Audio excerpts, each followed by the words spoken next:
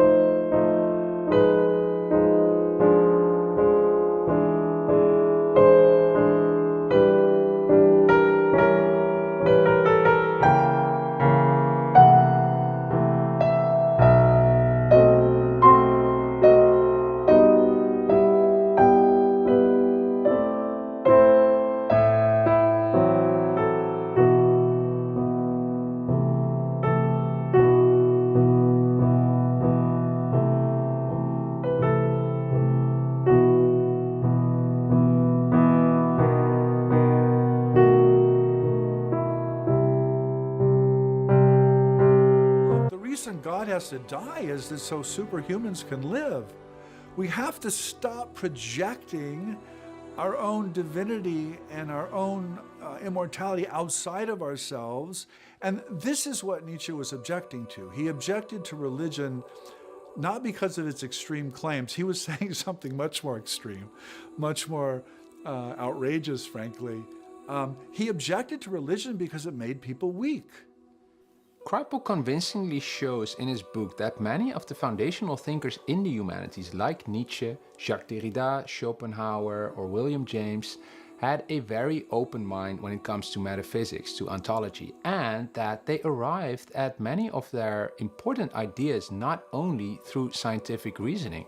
Some of the most significant individuals in the history of humanities came to their ideas through altered states. We make the mistake of thinking these people thought their way to these ideas. They did not think their way to these ideas.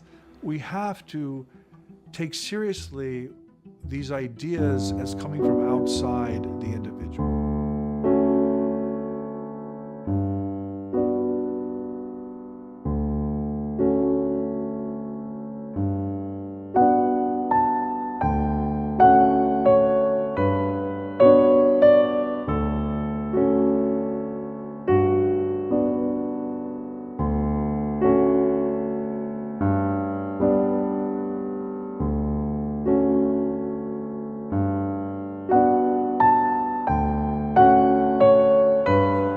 Is consciousness a byproduct of brain activity, or the mind is primary to matter?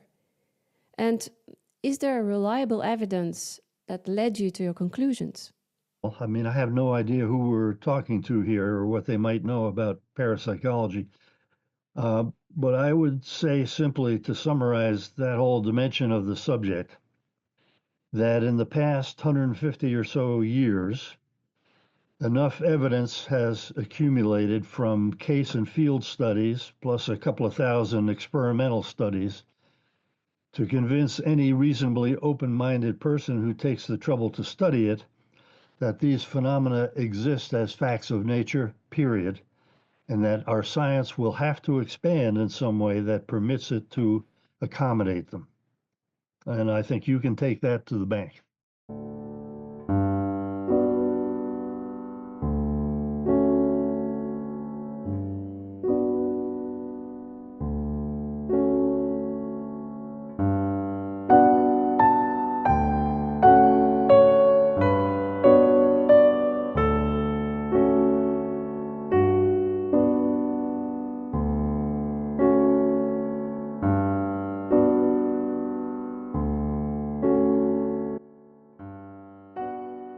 As I stand up, I get the last thing with hypothermia, which is tunnel vision. There's this big black circle all the way around me at that distance, and it begins to close rather rapidly, like a stage set with a spotlight coming down to black. And I remember I'm looking around and looking up, and I'm looking over, and I'm looking down at the river, and it's going whoosh. And as it closes, I think to myself, oh, I'm blacking out again. But I'm thinking also, what's different this time? What is this? I'd never seen such a thing before. I expected, as this was closing, that it would be the darkness of the curtain fall and I'd be asleep. But this time, when it went to black, I didn't fall asleep. I was awake. It goes to black and I'm unexpectedly still conscious. And I'm now confused. I don't know what's going on. And I don't understand anything. Why? Where's the mountain? Why do I have consciousness? I feel like I have my eyes open, but all I see is darkness. And so all these thoughts are running through my head. And then this darkness gets bigger and bigger and bigger. And it's this crazy thing where it's pitch dark, but I can see in the dark. And way far, far in the distance is a pinprick of light, like a little pop, and pow, light shines, and this is visibly as far away as the furthest star that I could see. But it's the only star in this dark heaven that I'm in. And it rushes toward me. It appears and it rushes toward me, and it begins to fill this darkness with itself really rapidly, traveling an immense distance faster than the speed of light. And I see this thing coming toward me, and it communicates with me telepathically, non-linguistically, no words, just a download of information. And the data was, I'm taking you. And it came with all power. It came with all knowledge. It came with all might. And I'm taking you, and I thought to myself, oh no, you're not. I don't understand what's going on here, but I'm not going anywhere. And I dug down deep inside to put up this willpower that I had, but whatever willpower I had was zero compared to the immensity of the power of this entity. And then this, like a portal, I describe in my book as like a door opens, but I could describe it as a waterfall appears. I could say that it was, well, that's the metaphors I'm using. This waterfall appears, and it's made of light itself, and it's a flow, and on its surface, it's all starlight, all sparkle, colors I'd never seen before. It's the most compelling thing I'd ever witnessed. It's seductive. It's drew me toward itself. And so all of my will vanished. All my self-understanding vanished. All I wanted was it. I often tell it in a certain sequence and a chronology that makes sense to my brain, but that's not the way it happened. It was all together. The first thing that happened to me is I went into a hell of my own making. This hell of my own making was all of the pain that I caused in my life. So I experienced all of the suffering that I gave away from the interior view and personal experience of every single person that I hurt in a chronological sequence in my life. I was in every one of them. Simultaneous to being inside of them and experiencing the pain that I had given them, I was outside of them as the person that I had been, with all of my reasons and emotional status, choosing or emotionally reacting to cause that pain. So I had this bilocated experience, and I felt the shame of the pain that I was causing, not just to the people, but to the divine self, because of this immense love and purity that I was simultaneously perceiving from the unlimited Creator who manifests all things, this no thing that is everything. There was a voice.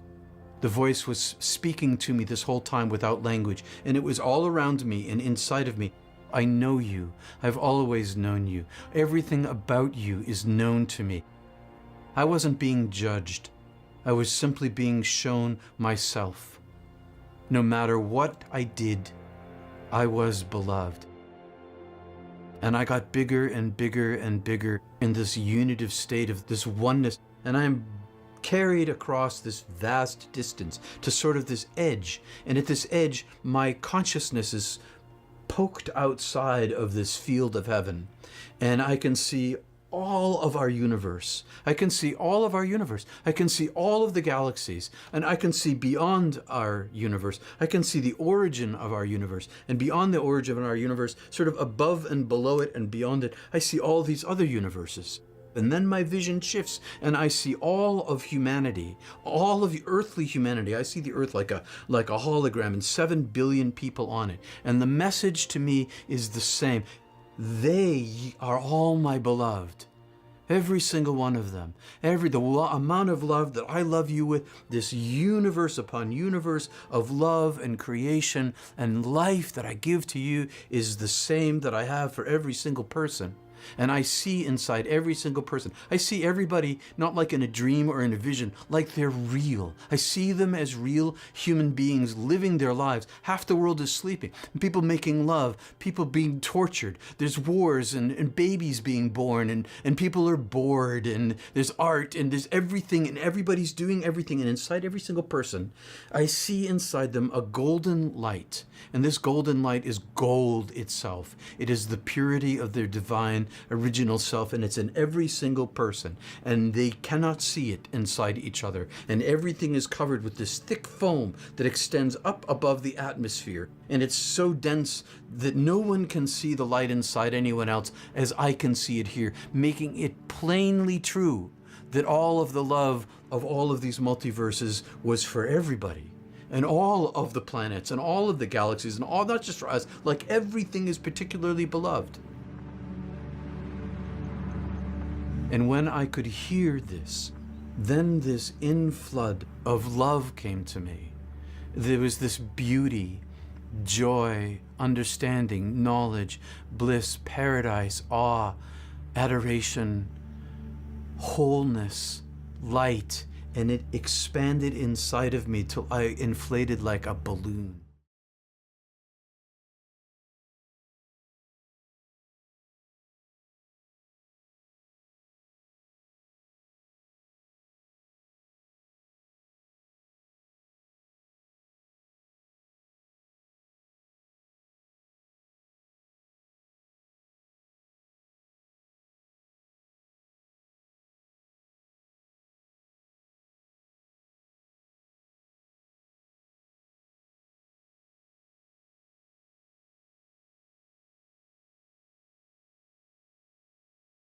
Can you give us an example from your particular research? What are you doing to study consciousness? Yes. How you do it? Yes. What results have you achieved? What questions have you answered? All right. Okay. So I'm working with a blind man who can perceive images in the near surroundings. So this would be like a cousin of what's called remote viewing, this alleged ability. And you always need to say alleged because people say, no, it's not true, it's not proven. Well, there's a lot of evidence and very strong protocols as to how to do that. But so I'm studying a version of that can be called extraocular vision. Other people call it mind sight. Other people call it direct vision, intuitive vision. A Frenchman 100 years ago, Jules Romain, wrote a book. He called it the paroptic sense. Whatever it is the ability to perceive visual information without your eyes.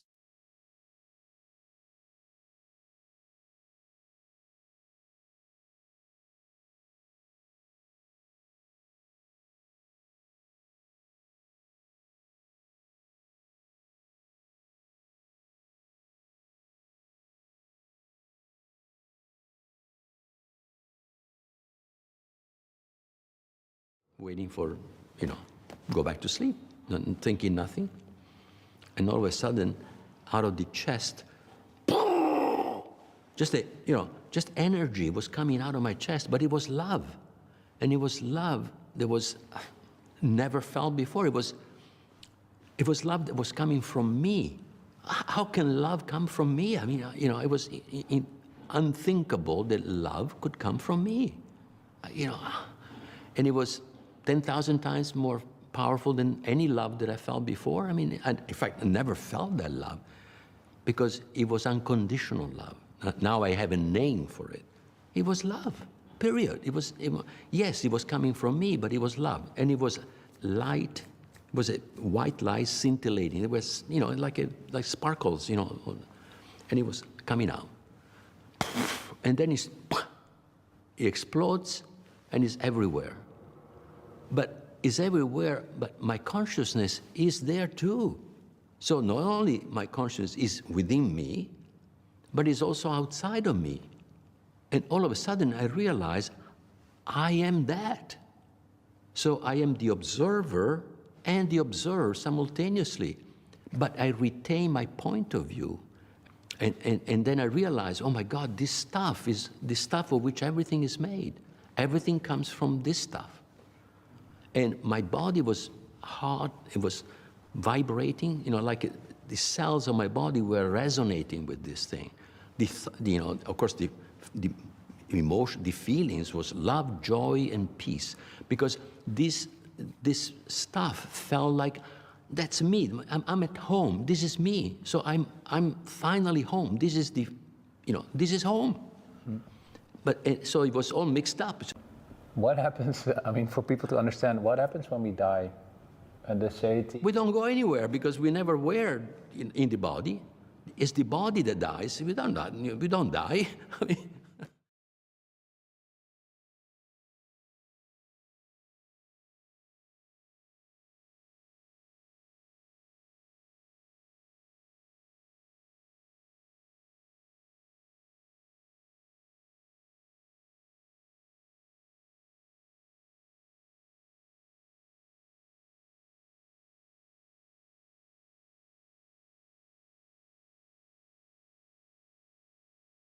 And the people recognize family members and recognize themselves as individuals with an identity and a past.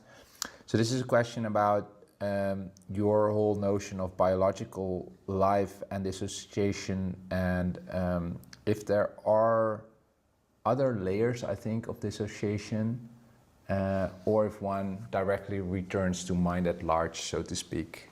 Yeah.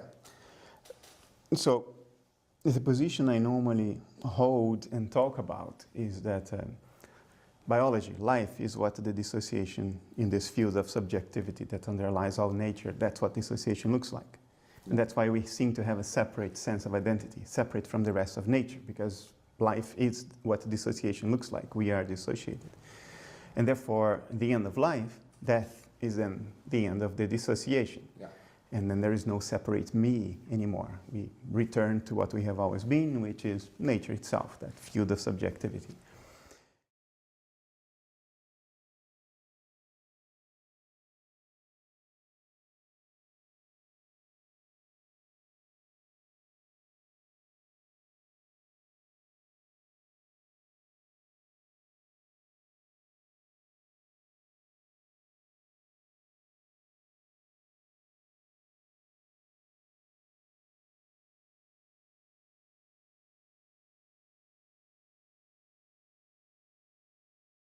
The reason I think this stuff is not these are not questions of philosophy. These are very practical questions of science because they lead to specific actionable technology. So the idea that what's going on in cancer is a shrinking of the cognitive light cone leads directly to a research program where you say, well, instead of killing these cells with toxic chemotherapies, because I believe that they're genetically irrevocably damaged, maybe what we can do is force them into better electrical networks with their neighbors, and that's exactly what we've done. And so we've had lots of success expressing strong human oncogenes in frog embryo cells and then leaving the oncoproteins be, but instead making sure that they're connected into tight electrical networks with their neighbors, and they normalize. They make nice skin, nice muscle. They do their normal thing instead of being metastatic.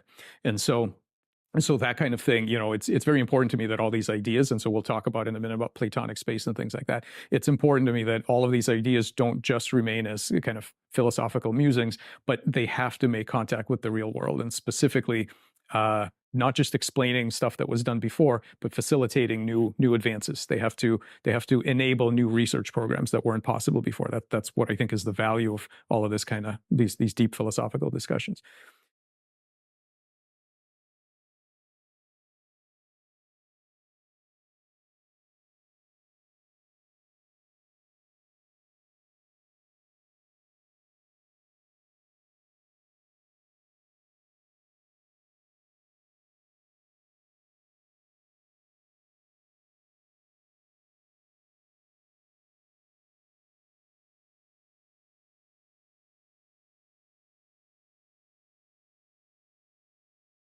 I would say that there are just two more cases that I won't go into detail on, but they're also very strong. One is the case that I actually also published with Dr. Bettina Payton, who had cardiac arrest during a cesarean section for the birth of her third child. And once again, she had her eyes taped shut. And yet at a certain point, she, of course, hears the surgeon say, basically, well, no, it's the anesthesiologist say her blood pressure is too low. How far along are you in the surgery to the surgeon? And he basically says her blood pressure is plummeting fast. And at that point, she hears a loud expletive because, in fact, her blood pressure has plummeted. And they then go ahead and press that red button to call a code into the wall because her heart has stopped. And she then is watching all of this now from above her body in the operating room, seeing everything in the operating room.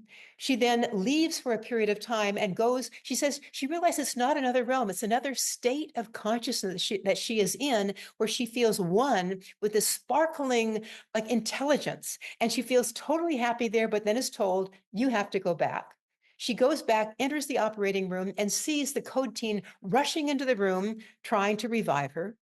And then this white-haired surgeon coming in, weaving his way through the room to her side, taking his hand, reaching into her blood-filled abdomen, locating the aorta, clamping his finger around it, clamping it shut, and that's when her heart stops pumping again. And she knows that she's going to live because she's watching all of this happening. And she then again hears a nurse whisper in her ear that you have a baby that's a beautiful little girl, she survived.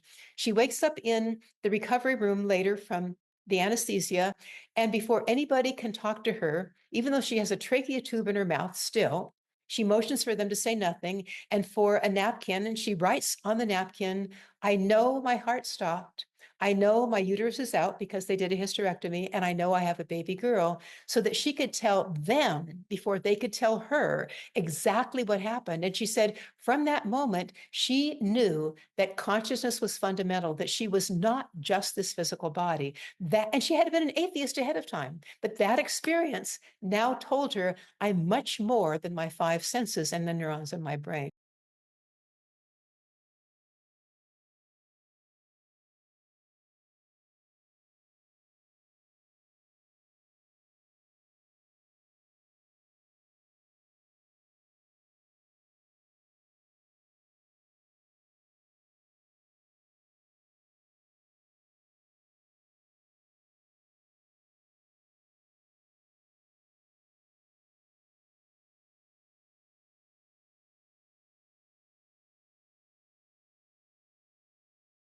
First had to get down to the basics of consciousness. There's no Turing test for consciousness.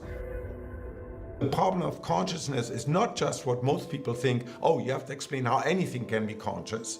That is a problem.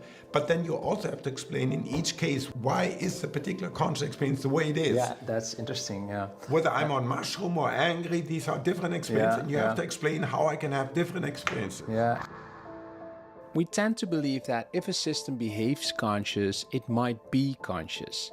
Now, IIT doesn't want to take consciousness at face value. It's not about behavior. Ultimately, you have to look at the hardware level. You have to look at the level where the rubber meets the road. You actually have to look at one transistor acting on other transistors. According to IIT, consciousness has to do with the interconnectedness of the hardware of a system, its integrated information.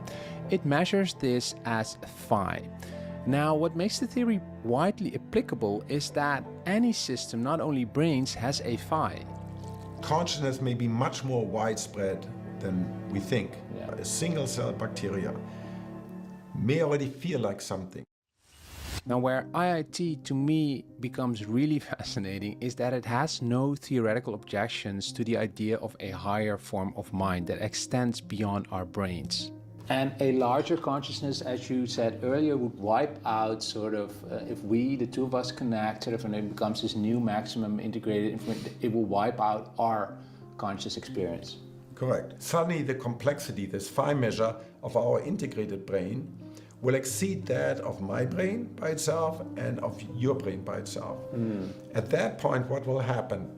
Hans, gone. Christoph, gone. Instead, there will be this new Ubermind, okay, this new amalgamation of Hans and Christoph that'll see out of 4 eyes, that'll have 2 mouths, etc. Christoph Koch is a brilliant, open-minded scientist. But what made this conversation really stand out for me is that he also knows the moment where art sometimes better describes the depth of human consciousness than science. And as a German, he knows his classics. To quote from the second act of Tristan und Isolde, selbst dann bin ich die Welt. That's exactly the title then of I your new am book. the Yeah. title of my next book. Then I am the world, because then I experience the world and me as being identical. Did you have that experience? Yes, I did.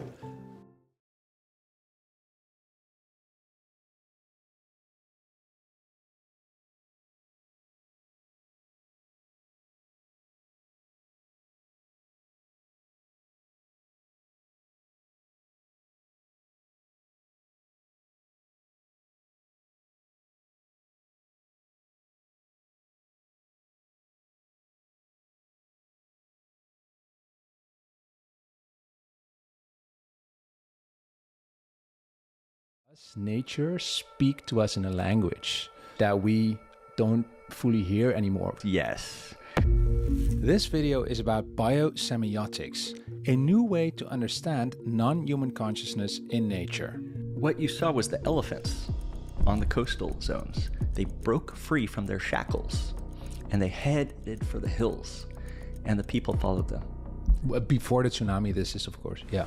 Hours before the tsunami. No human and none of our artifacts of measurement knew what was going on, but they knew. Our mind is in the world.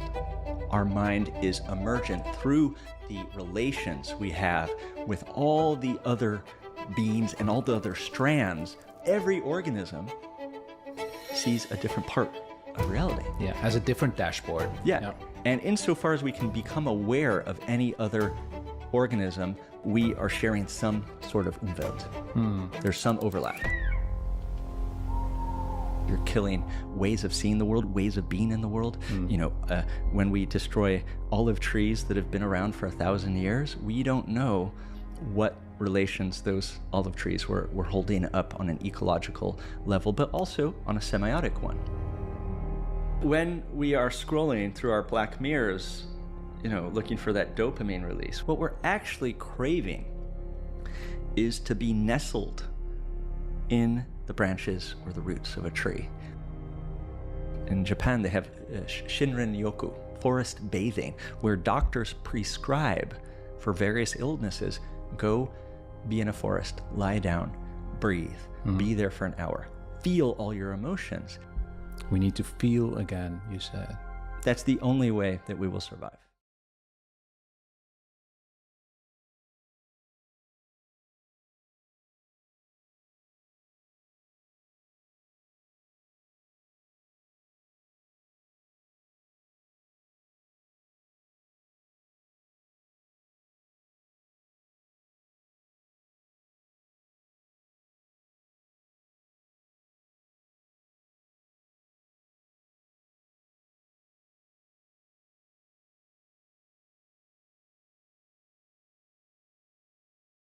Your brain channels consciousness, it doesn't produce it. The cosmos becomes sapient. From a computational perspective, super simple rules kind of suddenly give rise to very complex behavior. The cosmos appears to be assembling very complex contraptions like our brains, which are then able to channel the base consciousness.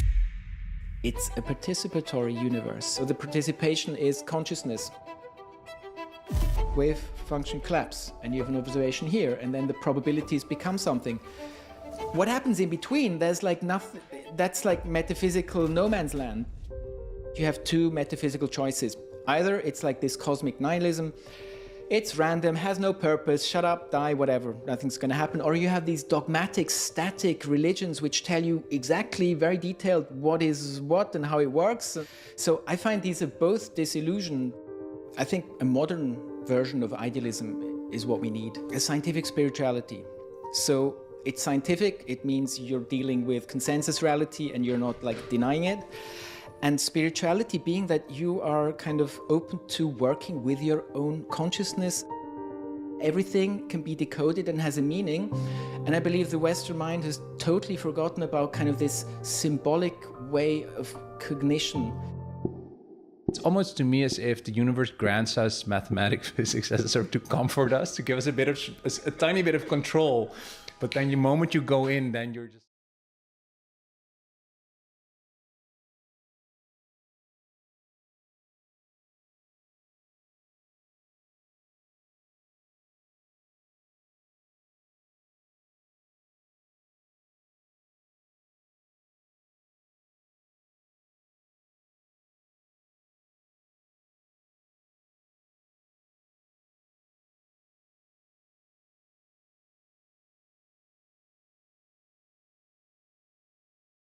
And the real world. Were you happy with the movie The Matrix, what it did sort of culturally with that metaphor? The Matrix really does open people's minds up to the possibility that what they're experiencing is just a simulation, right? Now, in the Matrix, though, once you pop out of the simulation, it's another space-time world. So when Neo takes off the headset, he's back in a space-time world. Welcome to the real world.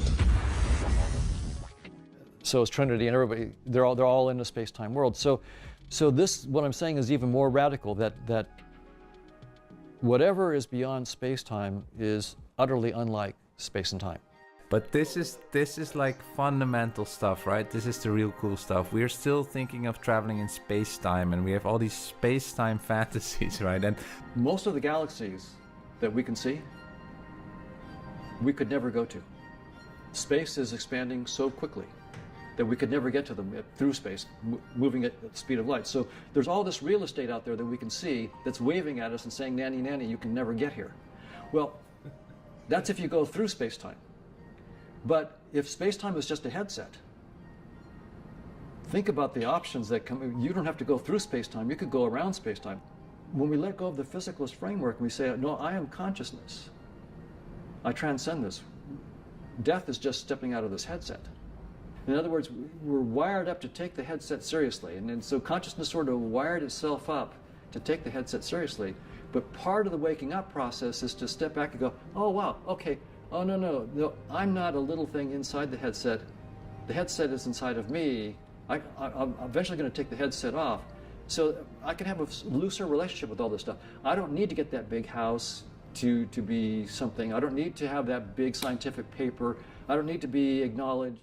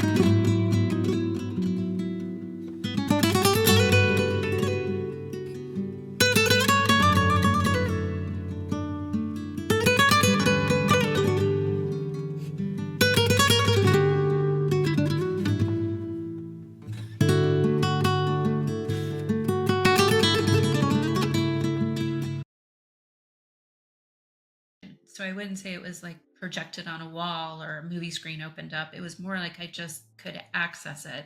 And it was exactly what people talk about with the life review, in that I saw most of my life going by like a movie. I saw good and bad.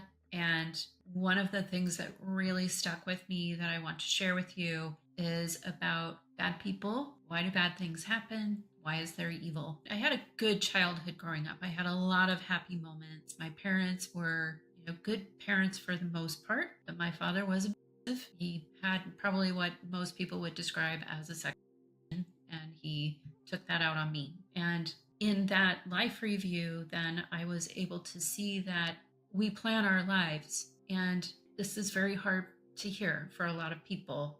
We planned that. If you want to look at another story, Betty Guadagno talks about this as well. We planned to play what could be described as good and evil, right? So he went to Earth to learn things. His soul went there because it wanted to experience certain things which would make his soul stronger and consequently make all of us stronger, because we're all one.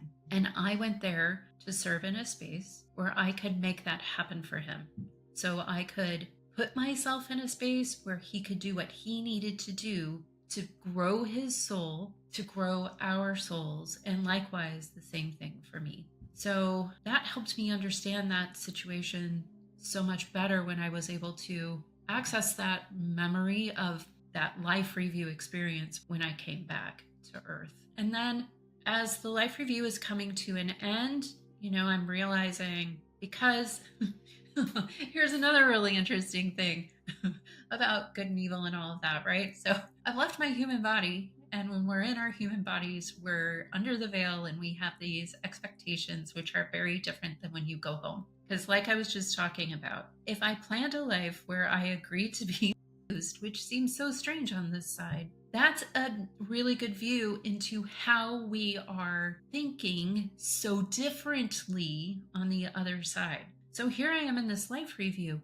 and the only person who judges you, the only entity that judges you on the other side is you. So the only person judging me is me. Every other entity around me, every other soul, every other person is so loving and compassionate and, holding me and cheering me on for going through these things. But I'm still chastising myself about these choices I made, because I'm still partially connected with my human body, with my human self. Angela's still in there. And as I'm chastising myself, I'm thinking, well, on Earth, we're told if we don't do things right, we're supposed to go to purgatory or hell or something like that. Maybe I should do that. And Melanie, because it's all telepathic, is at the exact same time thinking, wait, no, you are a very good person and we love you and we support you, and right, all in the same moment, right? Just like when I was in the hospital room and it's all happening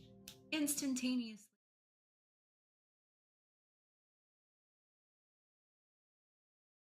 Bit of maybe my time on the other side, the near-death experience that I had when I was 29 years old. I'm 37. That was caused actually from a plant called water hemlock. For those of you that don't know what water hemlock is, it's a poisonous plant, one of the most poisonous plants in North America. To this date, I am the only known survivor that I've communicated with or that anybody's ever introduced me to that has had an interaction with this plant and come back from that with an experience. The plant was created basically like numbness in my peripheral nervous system, which then suffocated me to death. But in all aspects, it was a blessing, because what I realized is from the other side of it, what life really is, and that we actually don't die. What I have to say about that experience is that the more we struggle to live is the more actually we feel pain when it comes to dying. And what death has taught me is that the more we surrender to this life that we have in embracing all of our challenges and our insecurities insecurities and our suffering and our pain, the less pain, resistance, and suffering we actually really do tangibly experience in this physical body. And for some of us, that might seem really lofty and ridiculous to say, like, we can't feel pain in this body anymore. But it's not that we don't feel pain, it's that we carry a new perspective about pain that actually liberates us from a lot of the lessons or difficulties actually that God wants to show us in our life, because God is actually showing us what we need to learn in this life about life and love itself through these experiences with. You were saving me and now I'm dying. And they started to talk to me as I was moving through what it felt like time and space into this tunnel. And Archangel Michael was the one who I felt was doing most of the talking. And he was starting to show me the experiences in my life and my mindset. I felt that I was right back in the mindset or in the emotional experience of this hard time I was going through. And at the same time, he was showing me the higher meaning and the higher purpose around it. And he said, you are not defined by your thoughts and feelings. You are not your mind. You are an unlimited, omnipotent being. You are unlimited consciousness, and we are bestowing upon you this miraculous healing, this divine intervention, so that you can see the power that you have, because you are one part of a whole of this unlimited consciousness, which is source. And as he was talking to me, I could see that they were performing this miraculous healing by what it felt like was energy going into my lungs. And they were asking me to release my guilt, to release my sorrow, to release my anger. I had gone through a divorce and I was remarried, but I had a lot of guilt around my divorce. I had a lot of shame around my financial situation that I was in at that moment. I wasn't able to take care of my children fully. I had to ask for help. And so I had stored all this emotional trauma in my chest. It must have been part of the asthma that I was feeling. And they were asking me to release. And they were asking me to receive. And then they started to tell me that I am not my body, that I am boundless, that we are all boundless, that we are all unlimited again in consciousness, and that our true essence is this unlimited state of consciousness, this omnipotent power that we have within us that is source. And then he started to tell me that now I'm going to become one with source, become one with God, so that I could feel what it was like to actually be the source that I stem from, that I am part of, that is within me, that we are all connected to. And so as he was explaining, Like I was just floating. I couldn't see a body, like I didn't have a body, and I didn't see a white, you know how people say like you have a tunnel. There was no tunnel. I didn't see anyone. I didn't see any people.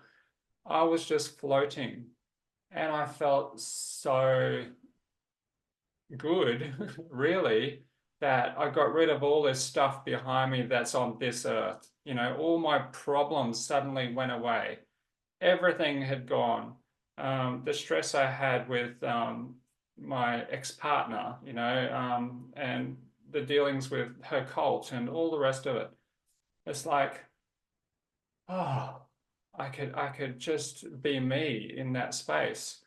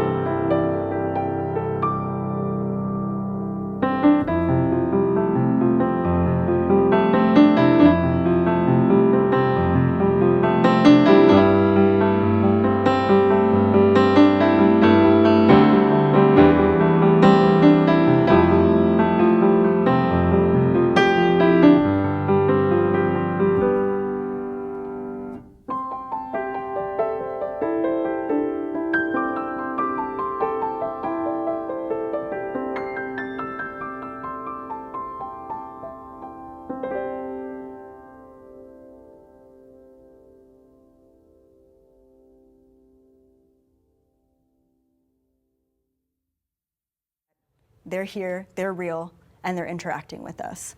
And so the first thing that happened was I had a past life flashback of myself as one of these extraterrestrials. And that opened up my world as far as, okay, well, I'm not just a human, or I haven't just been a human before, which also made me feel quite at home with the understanding of extraterrestrial presence here on planet Earth.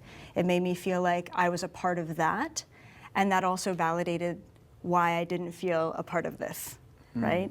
So that flashback to that past lifetime really opened up my comfortability with extraterrestrials. And then after that, I started to get telepathic messages from ETs. And at first I didn't know that they were extraterrestrial. They were just telepathic messages, downloads. A lot of it was about quantum physics. They were teaching you. They were teaching me, exactly. So it was very different than the information that I had received before. And before that, I was receiving information from spirit guides, from my higher self, from past life selves, but not extraterrestrials. And eventually one day I said, who are you? I want to know who you are. Who is this? Conscious intention, you ask them, show yourself. Exactly. And the response I got was, you probably don't want to see me. Really? And I said, no, I really do. And they're like, you're, what did they say? You're not going to be comfortable with my appearance. And I said, it doesn't matter. I really want to see who you are. And immediately there was this very typical looking gray face with the big black eyes that appeared right in my mind's eye, and I had a roommate at the time, and I said, oh my God, there's a face in my face. And she's like, what? And I closed my eyes, I'm like, there's a face in my face. And I open my eyes and he's not there, and I close my eyes, and once again, that ET face is right there. And yeah, it was different. I'd never, other than the abduction, I really didn't know that it was an ET that was teaching me this whole time. So that's kind of how that unfolded, and how I was able to start really getting in contact with them. And I think one thing we'll learn throughout the series is that all of these abilities have embedded underlying something that is consciousness, and something that we are currently beginning to understand what consciousness really is. So having all this experience with the other abilities and now channeling extraterrestrials, how did you start training yourself in, let me on the spot connect with my extraterrestrial beings that are here helping me, guiding me, giving me information, teaching me? Yeah, absolutely. And I'm a big believer that everyone has access to all of these abilities, to mediumship, to channeling, to hopping different timelines, to astral traveling and remote viewing. We all have access to all of them, right? All of the clairs, which is really important for people to understand.